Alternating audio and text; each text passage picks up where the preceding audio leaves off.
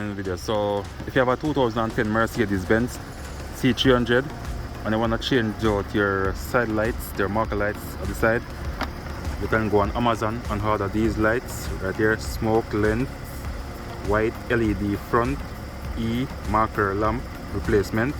So you can get it on Amazon right here, and this is how I have to do it to get it to work. So you might install it and wonder why it's not working. This is how you have to do it. So you have to let the bulb stay on, and in it like this one, connect the wires, as you can see right here. I connect the wires.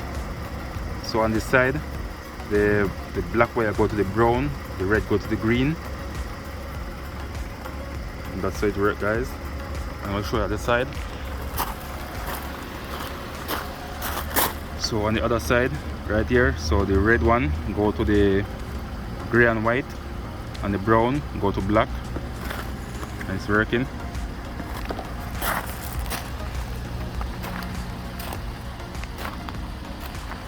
That's it right there, guys. So I'm also going to change out the grill. This piece right here is LED. I'll change out this piece right here. The emblem right here for the front. It's gonna go right here. Right, so after I replace it, I'm gonna do another part of the video and add it to this piece. So